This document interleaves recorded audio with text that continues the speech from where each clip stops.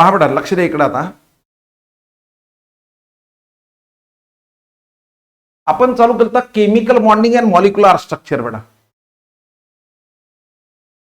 तर या टॉपिक मध्ये आपल्याला काय डिस्कस करायचं आहे. नंबर एक, पहिला पॉइंट हे डिस्कस करायचं की ऍटम कंबाइन होऊन मॉलिक्यूल कशामुळे फॉर्म होते. कौन सा ऐसा रीजन है जिस रीजन की वजह से मॉलिक्यूल कंबाइन होने के बाद मॉलिक्यूल एटम कंबाइन होने के बाद मॉलिक्यूल फॉर्म होता है. नंबर एक, बरोबर आहे. दुसरी गोष्ट आपण काय पाहिजे आपल्याला याच्यामध्ये, किंवा स्टॅबिलिटीच्या संदर्भात पाहिजे बेटा या टॉपिक मध्ये आपल्याला. नंबर दोन, आणि याच्यासाठी डिफरंट कन्सेप्ट आल्यात बेटा. याच्या आधी सगळ्यात पहिली कन्सेप्ट आपण पाहिली ऑक्टेट थिअरी, ऑक्टेट रूल. या ऑक्टेट थिअरी, ऑक्टेट रूल मध्ये आपण काय पाहिलं, लेविस आणि कोस्टेलने इंट्रोड्यूस केलं बेटा. यांनी काय सांगितलं, यांनी सांगितलं केमिकल बॉन्ड म्हणजे, केमिकल बॉन्ड म्हणजे कोणता bond, covalent bond, ionic bond, coordinate bond, वेगवेगळ्या प्रकारचे बॉन्ड आहेत. जेव्हा केमिकल बॉन्ड फॉर्म होते तेव्हा कंबायनिंग ऍटम हे त्यांचं ऑक्टेट कंप्लीट करतात बेटा. जसं फॉर एक्झाम्पल आपण फ्लोरीन घेतला F2. पहा, ऑक्टेट थिअरीनं काय सांगितलं, फ्लोरीनच्या लास्ट शेलला किती इलेक्ट्रॉन आहेत, 7 इलेक्ट्रॉन आहेत बेटा. चला इथे फ्लोरीनच्या लास्ट शेलला किती इलेक्ट्रॉन आहेत, 7 आहेत बेटा.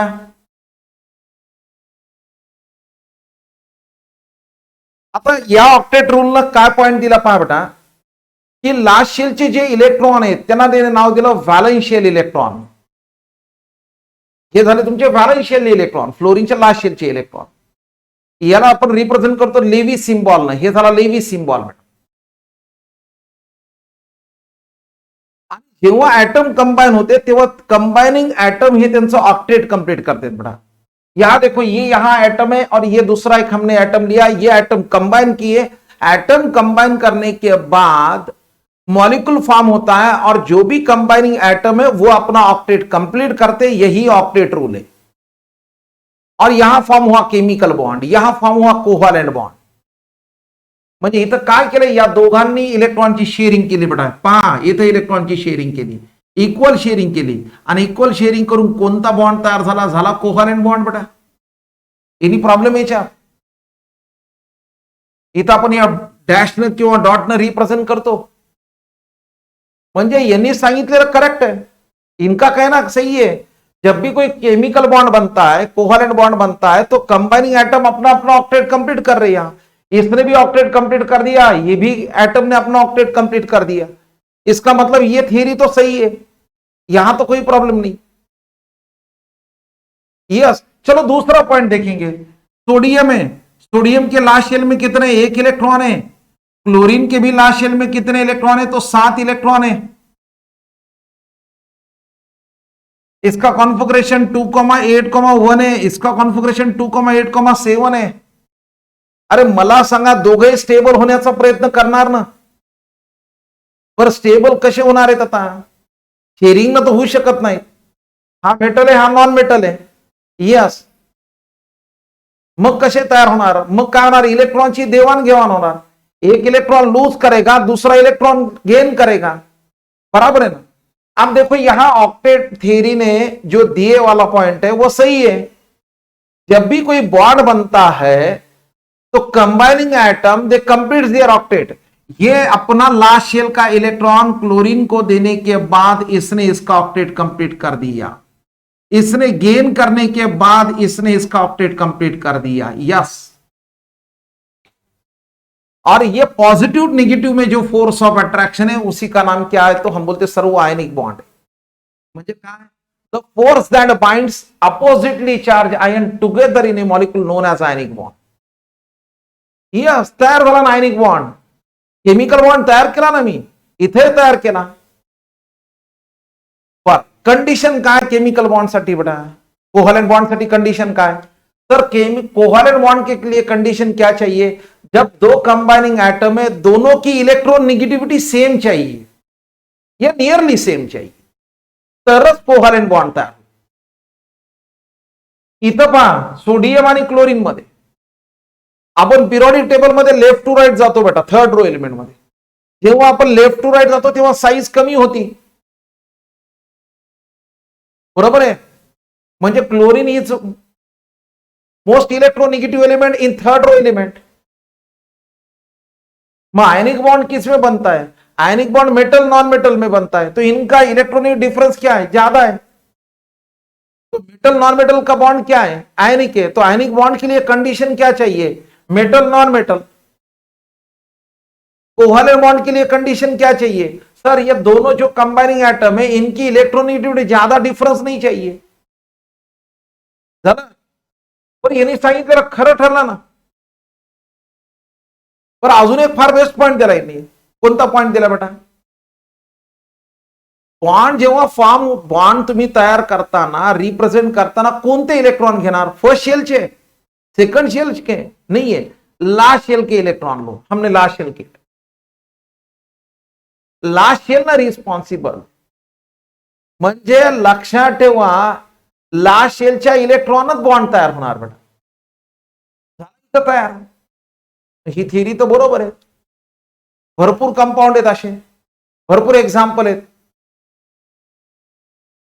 बरोबर आहे ना. आता प्रॉब्लेम कुठे झाला पहा बेटा. इथे याने याचं ऑक्टेट कंप्लीट केलं, इथे याने ऑक्टेट कंप्लीट केलं, इथं दोन्ही ठिकाणी इथं ऑक्टेट कंप्लीट झालं. यहां कोई प्रॉब्लेम नहीं. अब प्रॉब्लम कहां है? हमारे पास ऐसे कुछ कंपाउंड है जहां कंबाइनिंग एटम जो है उनमें ऑक्टेट ही कंप्लीट नहीं, तो भी वो स्टेबल है. कौन सा? फॉर एग्जाम्पल हमने यहां लिया था नंबर 1 BF3. अब बोलो मुझे बात बताओ, BF3 का लास्ट शेल में इलेक्ट्रॉन कितने? बोरॉन के लास्ट शेल में 1 2 3 इलेक्ट्रॉन है. फ्लोरीन के लास्ट शेल में कितने इलेक्ट्रॉन है? तो ये 7 इलेक्ट्रॉन है. अब मुझे बात बताओ किसने ऑक्टेट कंप्लीट कर दिया? सर फ्लोरीन ने तो ऑक्टेट कंप्लीट कर दिया. यहां रहा सवाल किसका? बोरॉन का. अब मुझे बताओ बोरॉन में कितने इलेक्ट्रॉन है? बोरॉन में कितने इलेक्ट्रॉन है? यहां देखो 2 और 2 4 और 2 6. अरे सर हमारे पास ऐसे कुछ कंपाउंड है जिनके सेंट्रल एटम में 8 से कम इलेक्ट्रॉन है, तो भी वो स्टेबल है. पहा ना, याला तुम्ही या फॉर्म मध्ये रिप्रेझेंट करा BF3. काय प्रॉब्लेम आहे? एक्सप्लेन करता नाही. मग हे लिमिटेशन झालं कोणाचं? ऑक्टेट रूलचं झालं. इथं याला नाव दिलं incomplete octet compound. There are certain compounds in which central atom has less than 8 electron. They are known as incomplete octet compound. और ये incomplete octet compound ये इनका ड्रॉबैक है, ये एक्सप्लेन नहीं कर पाए. दूसरा एग्जाम्पल घ्या ZnCl2. झिंक न किती बॉन्ड केले बेटा क्लोरीन सोबत? किती कोव्हॅलेंट बॉन्ड केले असेल बेटा? जसं इथं BF3 आहे, तर बोरॉन किती बॉन्ड तयार केले? 3 आहेत. तर झिंक न क्लोरीन सोबत किती बॉन्ड तयार केलेत? 2 बॉन्ड म्हणजे इलेक्ट्रॉन किती झाले बेटा? 4. सर इनकम्प्लीट ऑक्टेट कंपाउंड है. Yes sir yes. तो ये तो स्टेबल है ना. अरे अनेबल टू एक्सप्लेन, ये लिमिटेशन हुआ, ये इनकम्प्लीट ऑक्टेट कंपाउंड हुआ. चलो और एक एग्जांपल है ना, बोरॉन हाइड्राइड. बोरॉन ने कितने बॉन्ड बनाए हाइड्रोजन के साथ? 3 बॉन्ड. हाइड्रोजन तो डुप्लेट कंप्लीट कर दिया. अरे सर इसकी स्टेबिलिटी का क्या है? आपको तो 8 इलेक्ट्रॉन चाहिए थे. प्रॉब्लम है. ठीक है.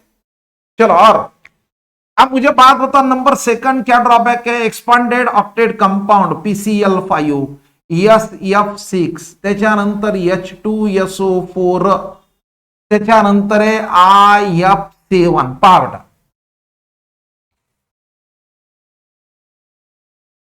पर तुम्ही एक ऑब्झर्व करा,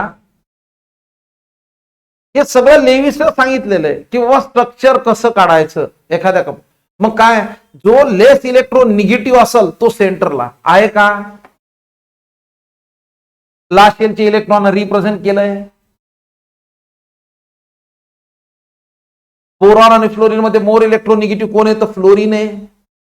यस क्लिअर आहे.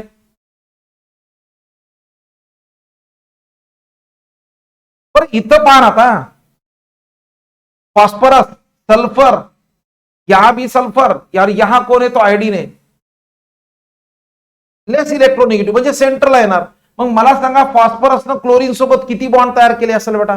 5 बॉन्ड आहे, 5 कोव्हॅलंट बॉन्ड आहेत. फॉस्फरसच्या लास्ट शेलला 5 इलेक्ट्रॉन आहेत, बरोबर है? और सर ये केस में तो क्लोरीन ने ऑक्टेट कंप्लीट कर दिया, लेकिन फॉस्फोरस फॉस्फोरस को यहां कितने बॉन्ड है? तो मुझे बात बताओ, ये जो है ये 8 से तो ज्यादा ही यहां स्टेबल है but unable to explain incomplete expanded octet compound. या कंपाऊंडला काय नाव दिलं? Expanded octet compound. हा यांचा ड्रॉबॅक निघाला कोणाचा? ऑक्टेट रूलचा बेटा. इथं पहा ना, सेंटरला कोण आहे? सेंटरला कोण आहे? इथं सल्फर आहे. मग सल्फरनं फ्लोरीन सोबत किती बॉन्ड केले असेल? 6 बॉन्ड. एक बॉन्ड मध्ये 2 इलेक्ट्रॉन, म्हणजे किती झाले तुमचे? 12. म्हणजे 8 पेक्षा जास्त आहे तरी स्टेबल आहे. ड्रॉबॅक हुआ ना? यस. या सल्फर आहे, सल्फर 6 बॉन्ड तयार करायला आहे. इथं बघा आयोडीन आणि फ्लोरीन मध्ये, मला सांगा आयोडीनच्या लास्ट शेलला किती इलेक्ट्रॉन आहेत? 7 आहेत. 1 2 3 4 5 6 7 आहे. फ्लोरीनच्या लास्ट शेलला 7 इलेक्ट्रॉन आहेत बेटा. झालं इथं. मग मला सांगा किती बॉन्ड तयार होणार आहेत? असे असे किती बॉन्ड तयार होणार आहेत?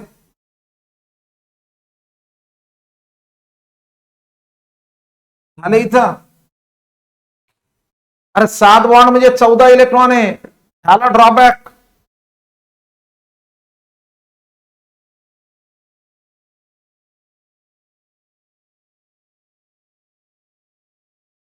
तिसरा ड्रॉबॅक, तिसरा इनएडेक्वेसीज काय झाला? अरे ऑक्टेट रूलनं एनर्जीच्या बाबतीत एक्सप्लेनेशन दिलं नाही बेटा. जेव्हा बॉन्ड फॉर्म व्हायला ना, इथं पहा 2 ऍटम कंबाईन होते. मला सांगा 2 ऍटम जेव्हा कंबाईन व्हायले तेव्हा त्यांच्या एनर्जी मध्ये चेंज व्हायला ना?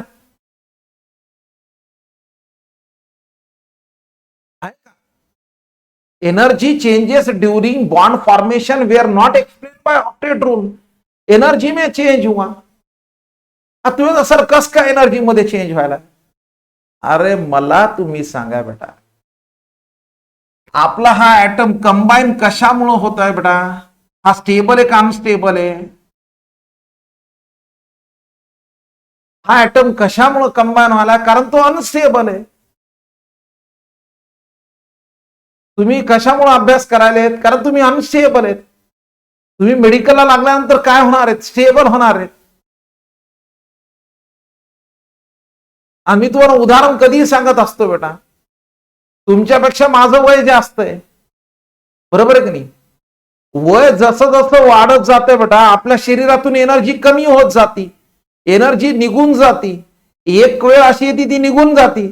एक तो समय ऐसा आता चले गई हो, हम बोलते सर ये स्टेबल हो गई बॉडी. बराबर है, बॉडी क्या हो गई? ये स्टेबल बॉडी है, हिलना डुलना उसका बंद हो गया. तो अरे जो अनस्टेबल है उसकी एनर्जी ज्यादा है. तुमचं वय कमी आहे, कमी वय असेल तर एनर्जी जास्त असते. सर ये अनस्टेबल है, अनस्टेबल है, स्टेबल होना चाहता है, स्टेबल होना चाहता है. चलो हो गया. अब मुझे बात बताओ, यहां ये मॉलिक्यूल, मुझे बात बताओ मॉलिक्यूल ये क्या है? स्टेबल है अनस्टेबल है? सर मॉलिक्यूल तो स्टेबल है. तर मी तुम्हाला उदाहरण सांगितलं ना,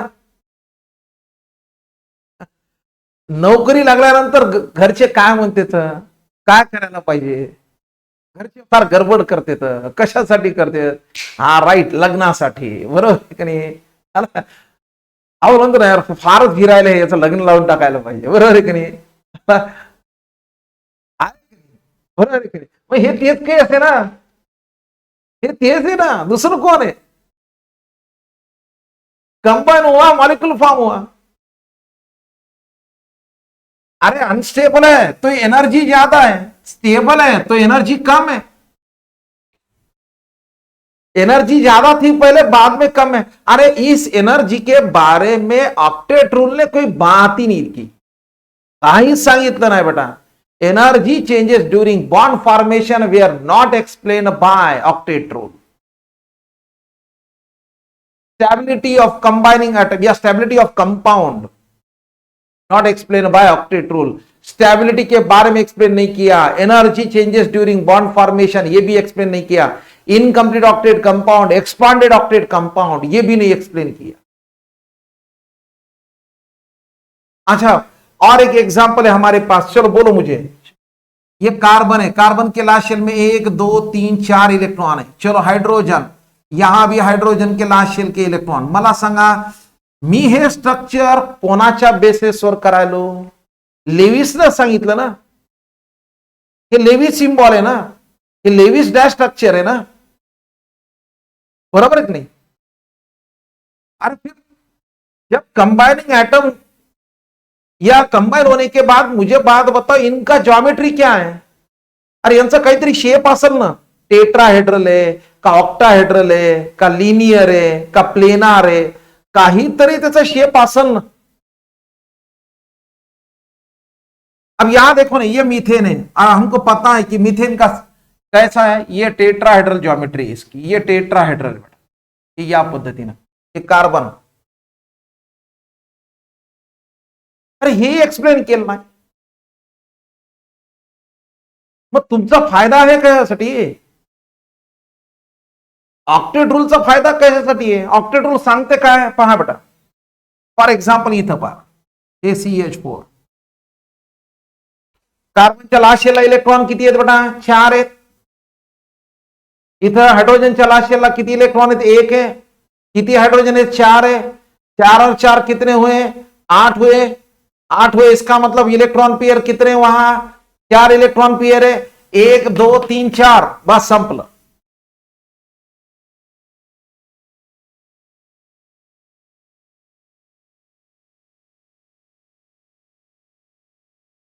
ठीक आहे. अजून एक एक्झाम्पल पहा, ऑक्टेट रूल. ऑक्टेट रूलचा फायदा कायसाठी आहे? फक्त इलेक्ट्रॉनिक डॉट आणि डॅश स्ट्रक्चर रिप्रेझेंटेशन साठी, बाकी काहीच नाही. अब ऑक्टेट रूल, मला जर अमोनियाचं स्ट्रक्चर काढायचं आहे बेटा, अमोनिया कसं आहे त्याचं, मी ऑक्टेट रूल घेणार बेटा, लेविस कोसेल घेणार. मग काय म्हणते, वैलेंस शेल इलेक्ट्रॉन से रिप्रेजेंट करो, उसी का नाम लेविस सिंबल. यहां लास्ट शेल में इलेक्ट्रॉन 1 2 3 4 5 कोणाच्या? नाइट्रोजन. हाइड्रोजन ये लास्ट शेल से झाला लेविस डॅश डॉट स्ट्रक्चर. नाइट्रोजनच्या लास्ट शेलला 5 इलेक्ट्रॉन आहेत, हाइड्रोजनच्या लास्ट शेलला 1 आहे, असे 3 आहेत. टोटल किती झाले तर 8 आहेत. म्हणजे 8 इलेक्ट्रॉन काय झाले? 8 इलेक्ट्रॉन झाले. म्हणजे पेयर किती झाले बेटा? पेयर इथं किती झाले? 4 होणार. मग इथं त्यांनी कसं दिले पहा बेटा, 1 2 3 और ये बचे वाले नाइट्रोजन के पास, याला ते नाव दिलं काय? Lone pair.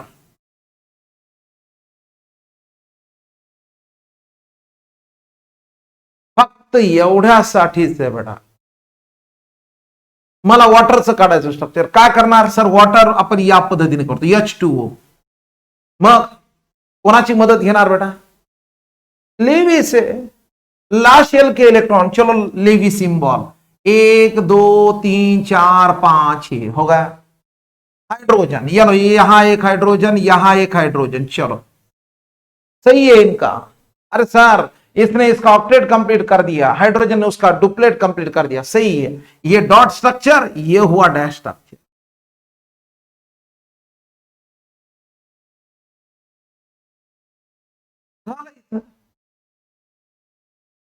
आणि लास्ट पर्यंत लक्षात ठेवा, जेव्हा कधी बॉन्ड तयार होते तेव्हा लास्ट शेलचे इलेक्ट्रॉन बॉन्ड तयार होणार, इनर शेलनं नाही.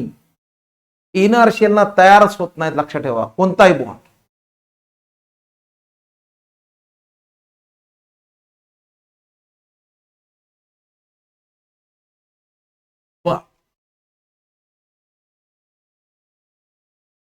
तुम्ही तर टाकळकर सर आपल्याला तो वैलेंस बॉन्ड थियरी पाहिजे, हमको तो वैलेंस बॉन्ड थियरी चाहिए ना।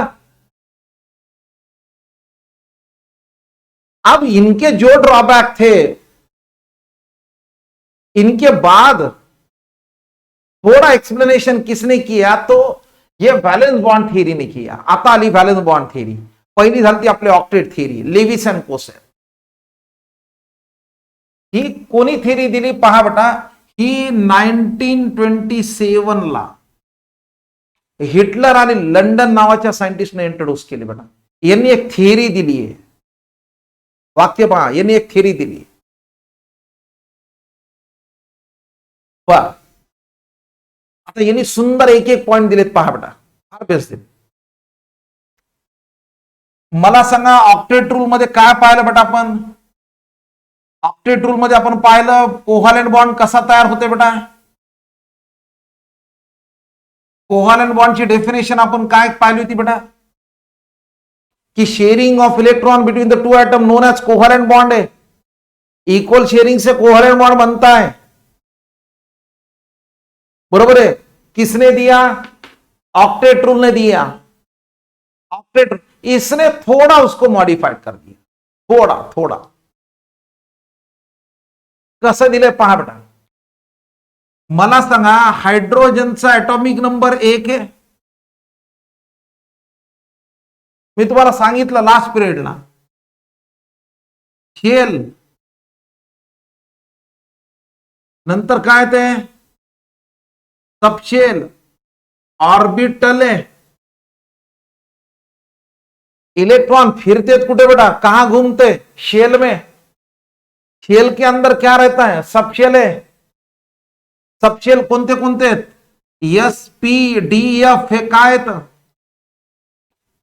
सबशेल है। और सबशेल के अंदर कौन है? जहां इलेक्ट्रॉन मिलने के चांसेस सबसे ज्यादा, where the probability of finding the electron in space is more, that is known as orbital. Orbital लक्ष ठेवा, बरोबर आहे। मला सांगा हायड्रोजनचा ॲटॉमिक नंबर 1 आहे बेटा। ज्याला हे ऑर्बिटल कन्सेप्ट माहित असेल त्यानं माझे व्हिडिओ पाहून घ्या बेटा, त्याच्यामध्ये दिलंय सगळं युट्यूबवर, इलेक्ट्रॉनिक कॉन्फिगरेशन मध्ये। आता मला सांगा हायड्रोजनचं कॉन्फिगरेशन 1s1 आहे। तर हाइड्रोजन का जो एक इलेक्ट्रॉन है ते फर्स्ट शेल मध्ये, फर्स्ट शेल में कहा, कौन से ऑर्बिटल में? यस ऑर्बिटल में। ऑर्बिटल में एक इलेक्ट्रॉन है। आता मला सांगा हे ऑर्बिटल फुलफिल्ड आहे का हाफ फिल्ड आहे? यस ची कॅपॅसिटी कितीची आहे बेटा? यस मध्ये जर 2 इलेक्ट्रॉन असेल तर फुलफिल्ड बनतो, यस मध्ये जर 1 इलेक्ट्रॉन असेल तर हाफ फिल्ड आहे, बरोबर आहे। आता या पॉइंट मध्ये किती फरक है पहा बेटा, थोड़ा फरक है। ये बोलता sharing of electron between the two atom, कोई प्रॉब्लम नहीं। आता इनी किती सुंदर पॉइंट दिला। पहिला पॉइंट काय दिला पहा बेटा, मला सांगा या यसचा शेप कसा आहे? स्पेरिकल आहे। याच्यामध्ये इलेक्ट्रॉन किती आहेत? 1 आहे। हे इलेक्ट्रॉन रिप्रेझेंटेशन आहे, याला आपण म्हणतो हाफ फिल्ड।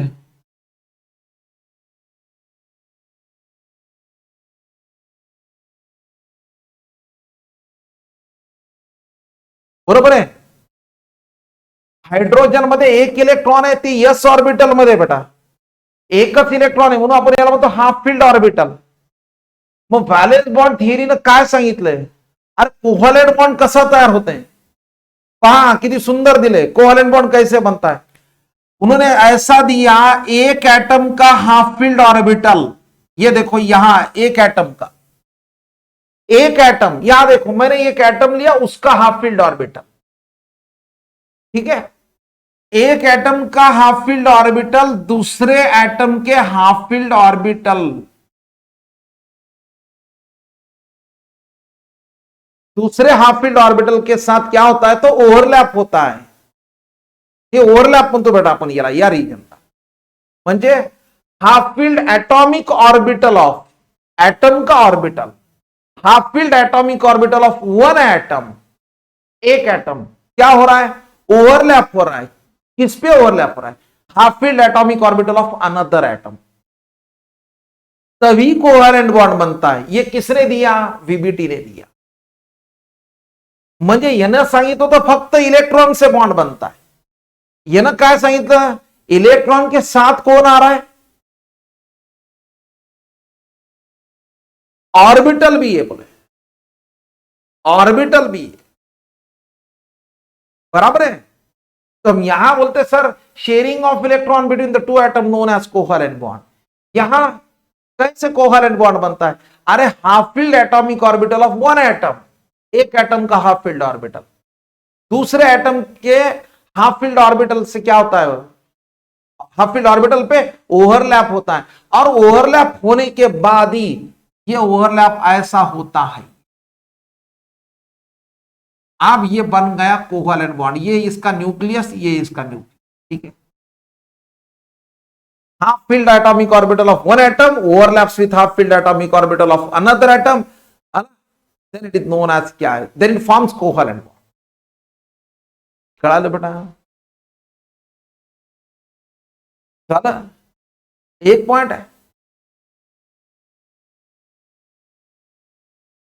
चला अजून एक एक्झाम्पल मला सांगा, फ्लोरीन ऍटॉमिक नंबर 9 आहे, चला कॉन्फिगरेशन 2,7 आहे।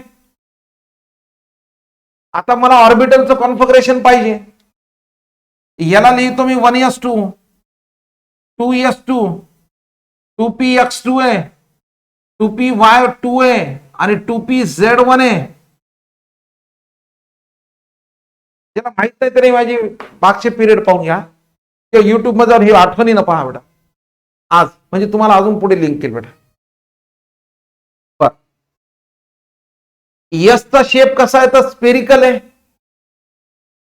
पी ऑर्बिटलचा शेप कसा आहे बेटा, डंबेल आहे, डंबेल शेप आहे, ठीक आहे। हे असा आहे पी ऑर्बिटल,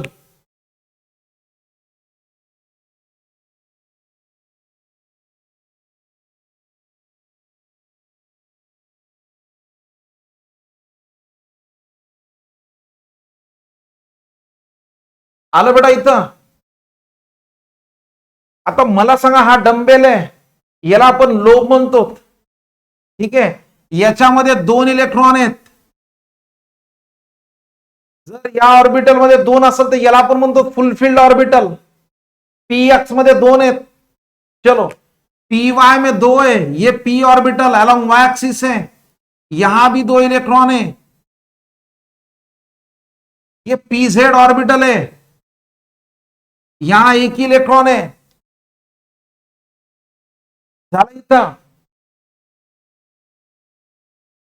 अब इन्होंने क्या दिया, कोवैलेंट बॉन्ड कैसे बनता है, एक एटम का हाफ फील्ड ऑर्बिटल। आप बोलो मुझे, चलो मुझे फ्लोरीन F2 फॉर्म करना है, F2 फॉर्म करना है तो सबसे पहले फ्लोरीन का एटम का ऑर्बिटल लो। अब कौन सा लो, तो हाफ फील्ड लो। ये फुल फील्ड है, ये भी फुल फील्ड है, तो ये क्या है, म्हणजे फ्लोरीनचा कोणता ऑर्बिटल ओव्हरलॅपिंग मध्ये येणार, पीझेड। चला मी हा पीझेड रिप्रेझेंट केला या पद्धतीने, ठीक आहे। आणि हे न्यूक्लियस त्याचा, ठीक आहे, हे फ्लोरीनचा। अजून एक फ्लोरीन घेतो बेटा, ठीक आहे, झालं क्लिअर। आता मला सांगा, हे 2 एटमचे ऑर्बिटल आहेत, ये फ्लोरीन का एटॉमिक ऑर्बिटल है पीजेड, ये फ्लोरीन का एटॉमिक ऑर्बिटल है पीजेड। अब क्या होने वाला है, दोनों क्या करने वाले, क्या करेंगे, ओवरलैप होंगे। ओवरलैप होने के बाद ही कोवैलेंट बॉन्ड फॉर्म होगा। Half filled atomic orbital of one atom overlaps with half filled atomic orbital of another atom, right. चलो ओवरलैप हो गए।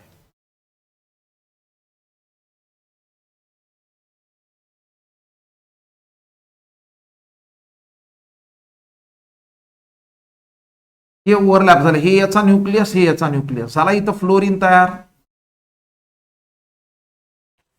एनी प्रॉब्लेम याच्यात, half filled atomic orbital of one atom overlaps with half filled atomic orbital of another atom, ठीक है, बराबर है। यहां भी फॉर्म हुआ, यहां भी फॉर्म हुआ.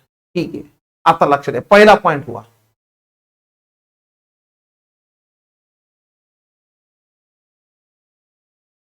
ये देख, ये बात तेरे लिए बोलता हूं, देखा ध्यान दे, मैं एक्सप्लेन ही करता हूं, अच्छी तरह ध्यान दे. आप तुम्हाला समजून सांगतो. आता मला सांगा, पी ऑर्बिटलचा शेप कसा है बेटा, मला एक सांगा. डंबेल शेप है, चलो मान लो ये ऐसा है. ये देखो, ये न्यूक्लियस है, आया ध्यान में बेटा. ये एक लोब है, दूसरा लोब इधर है, इसमें एक इलेक्ट्रॉन है, ये हाफ फील्ड है हाफ फील्ड.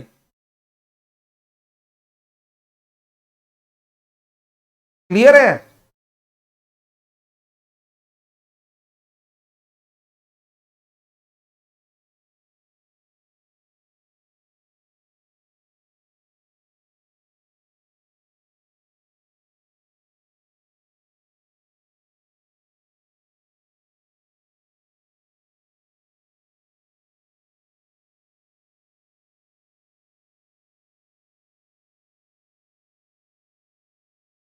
हाँ चल, हुआ.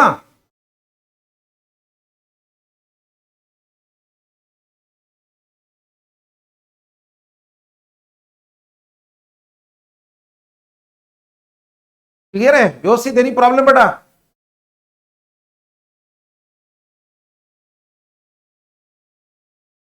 हाँ देख, यहां फ्लोरीन एटम है, ध्यान दे अच्छी तरह. ये फ्लोरीन का हाफ फील्ड ऑर्बिटल है यहां, ये ठीक है. ये एक लोब है इधर, यहां दूसरा फ्लोरीन है, ये उसका हाफ फील्ड ऑर्बिटल है. आप ध्यान में आ रहा है. अब मुझे बता, ये फ्लोरीन का हाफ फील्ड ऑर्बिटल है, ये दूसरे फ्लोरीन का हाफ फील्ड ऑर्बिटल है.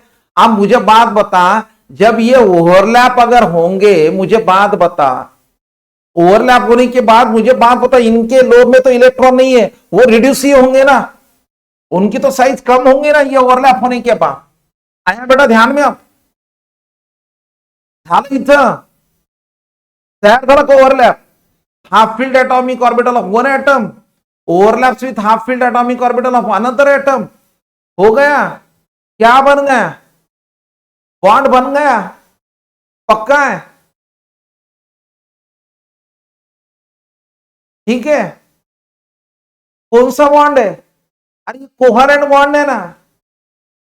अब ध्यान दो, कोहेरेंट बॉन्ड में दो टाइप के बॉन्ड है, एक स्ट्रॉन्ग बॉन्ड है, एक वीक बॉन्ड है. स्ट्रॉन्ग बॉन्ड सिग्मा है, वीक बॉन्ड पाई बॉन्ड है. कोई बोलेगा सर आपने कौन सा बॉन्ड फॉर्म किए, और ये फ्लोरीन का न्यूक्लियस है, ये फ्लोरीन का न्यूक्लियस है.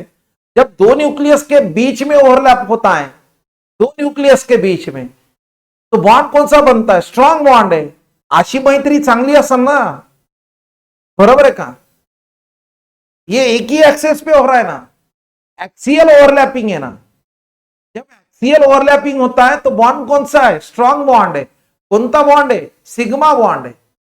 तो यही तो वीबीटी ने दिया, वीबीटी ने एक्सप्लेन भी किया. When the overlapping between the two nucleus, when coaxial overlapping takes place, then it always forms sigma bond. बन गया सिग्मा बॉन्ड, ये सिग्मा बॉन्ड है सर, यहां भी sigma bond. Clear, strong bond है. मैं रिप्रेजेंट कर दो, पहा बेटा, चलो ये रिप्रेजेंट कर दिए, सिग्मा सिग्मा. अरे और एक बात दे दो ना, यहां सिंगल बॉन्ड हमेशा सिग्मा बॉन्ड है, सिंगल बॉन्ड है सिग्मा बॉन्ड है, सिंगल बॉन्ड है सिग्मा बॉन्ड है. हो गए. तो पहला पॉस्टुलेट क्या दिया हिटलर एंड लंडन ने, half field when coherent bond is formed will be formed when half filled atomic orbital of one atom overlaps with half filled atomic orbital of another atom. Clear है. अच्छा, दूसरा point दिया उसने, दूसरा postulate क्या दिया, जो दो एटम के ऑर्बिटल ओवरलैपिंग में इन्वॉल्व है, वो अपोजिटली स्पिन चाहिए, एक क्लॉकवाइज दूसरा एंटी क्लॉकवाइज, तभी कोहेरेंट बॉन्ड फॉर्म होगा। अरे इन्होंने नहीं दिया ना, ऑक्टेट रूल ने तो कोई कोई दिया ही नहीं वैसा।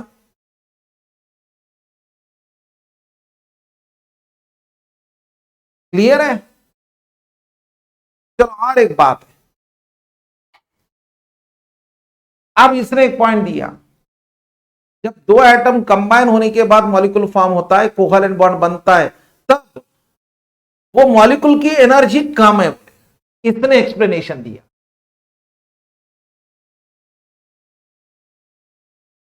कोवेलेंट बॉन्ड जब बनता है तो सिस्टीन की एनर्जी सबसे मिनिमम है, ये कोवेलेंट बॉन्ड ने दिया।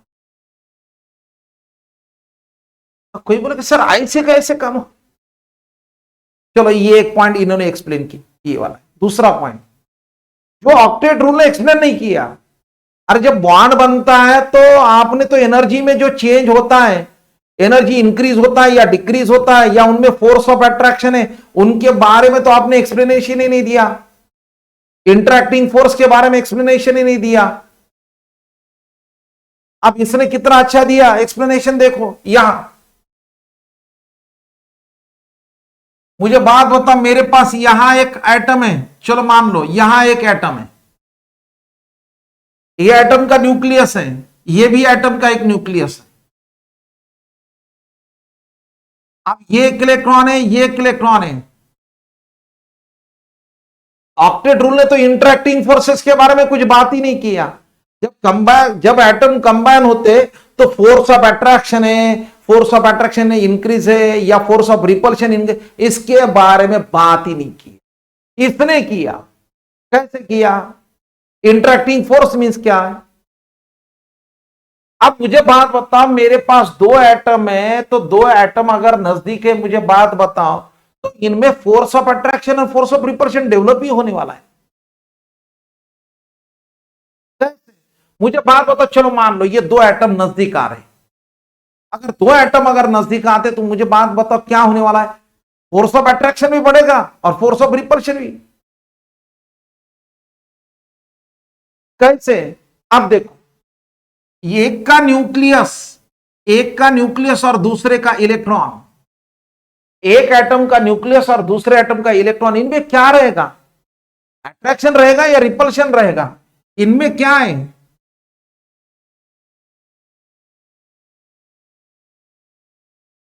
कैसल बेटा, अट्रैक्शन ही रहेगा ना। क्लियर है? इसके बारे में तो बात ही नहीं किया। अब मुझे बात बताओ, चलो दो एटम नजदीक आ रहे, दो एटम अगर नजदीक आ रहे तो मुझे बात बताओ, ये तो यहां तो फोर्स ऑफ अट्रैक्शन डेवलप हुआ, चलो उसके साथ साथ क्या है? ये इलेक्ट्रॉन और ये इलेक्ट्रॉन, यहां इलेक्ट्रॉन इलेक्ट्रॉन में क्या है? क्या डेवलप होगा? रिपल्शन। अरे दो न्यूक्लियस अगर नजदीक है, नजदीक आ रहे, तो इसका मतलब है क्या है? ये न्यूक्लियस और ये न्यूक्लियस क्या है? रिपल्शन है। इसके बारे में आपने तो बात ही नहीं किया। Interacting forces they are not explain by octet rule, ये वीबीटी ने दिया। वीबीटी ने क्या दिया? When two atoms comes close to each other, then force of attraction and force of repulsion develop. कैसे? एक का न्यूक्लियस, दूसरे का इलेक्ट्रॉन, इनमें क्या है? अट्रैक्शन है। दोनों का इलेक्ट्रॉन इलेक्ट्रॉन में क्या डेवलप होगा? रिपल्शन। दोनों के न्यूक्लियस न्यूक्लियस में रिपल्शन है, बस।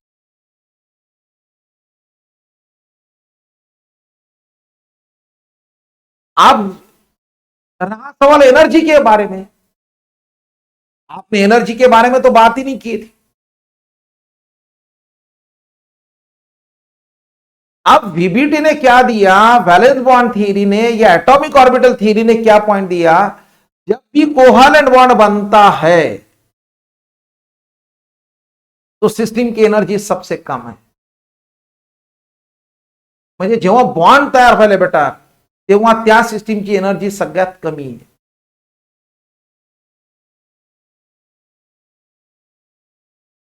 पण कशावरून त्यांनी केलं असं मला तुम्ही सांगा। एवढी एनर्जी कमी होत जाते, मला तुम्ही सांगा स्टॅबिलिटी काय होईल रे? अरे वय वाढत गेलं तर काय व्हायलंय?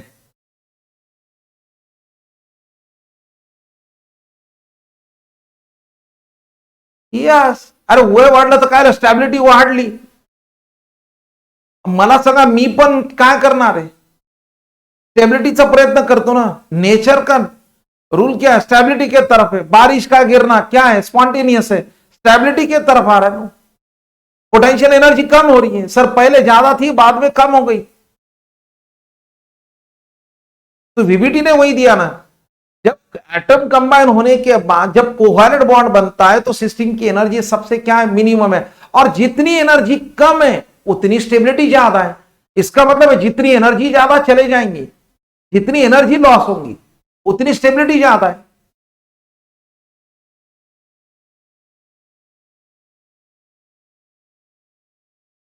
ठीक है, लक्षात आलं इथं. नेक्स्ट, अब मुझे बात बताइए, यहां हाइड्रोजन का कॉन्फ़िगरेशन 1s1a, फ्लोरीन का configuration 1s2a, 2s2a, 2p x2a, 2p y2a and 2p z1a. Hydrogen में कितने अनपेड इलेक्ट्रॉन है?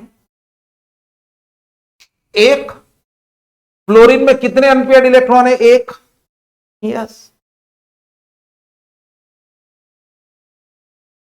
अरे जितने अनपेड इलेक्ट्रॉन है, जितने अनपेड इलेक्ट्रॉन उतने कोवैलेंट बॉन्ड है.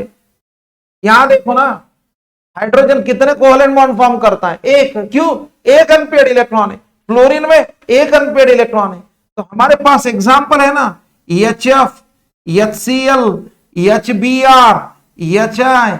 यही तो एक्सप्लेन दिया उन्होंने. Number of unpaired electron present in last shell, valence shell, is equal to number of covalent bond form. Valence bond theory का पॉइंट है. ऑक्सीजन देखो, ऑक्सीजन का एटॉमिक नंबर कितना? 8 है. 1s2a, 2s2a, 2px2a, 2py1a, 2pz1a. कितने unpaired electron है? दो unpaired electron है. तो ऑक्सीजन के पास अगर दो अनपेड इलेक्ट्रॉन है तो वो दो ही बॉन्ड बनाएगा ना, दो ही कोवैलेंट बॉन्ड बनाएगा. हाइड्रोजन के पास एक अनपेड इलेक्ट्रॉन है, हाइड्रोजन एक बॉन्ड फॉर्म करता है. अब चलो दूसरा एग्जांपल लेता हूं ना मैं. नाइट्रोजन का एटॉमिक नंबर 7 है. 1s2a, 2s2a, 2px1a, 2py1a और 2pz1a. कितने अनपेड इलेक्ट्रॉन है नाइट्रोजन में? तीन है. और बॉन्ड कितने बनाएगा? तीन ही बनाएगा ना. तो यहां देखो, ये नाइट्रोजन है, एक हुआ, ये दूसरा, ये तीसरा हुआ, बन गया अमोनिया.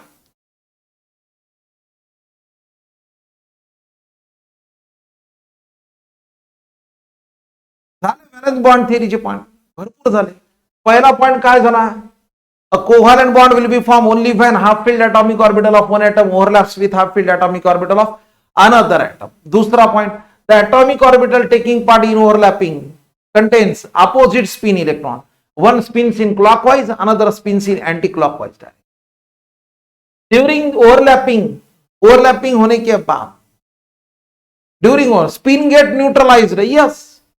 या इलेक्ट्रॉन गेट पेयर्ड, जोड़ी तयार झाली ना, मिळाली जोड़ी. चौथा पॉइंट दिया,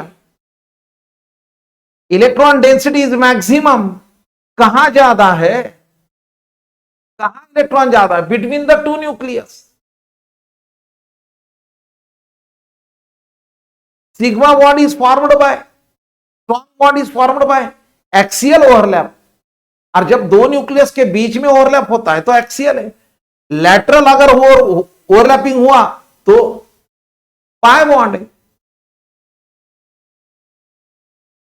पहा ना इथं. आता पुढे ये ना, हे सांगतो पुढे. इथं ओव्हरलॅपिंग दोन न्यूक्लियसच्या मध्ये झाली बेटा, ठीक आहे. आता मला सांगा, समजा पी ऑर्बिटल असा ओव्हरलॅप,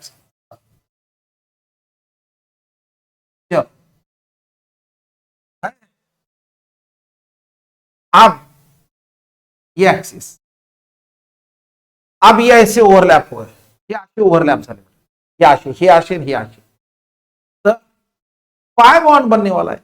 ये ऐसी ओवरलैपिंग अगर हुआ तो पाई बॉन्ड, यही वीबीटी ने दी।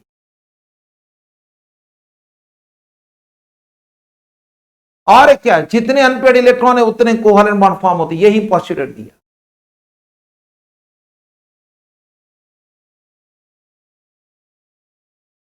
During overlapping the energy of A system is minimum.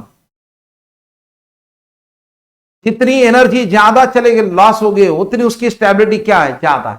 म्हणून stability is inversely proportional to energy.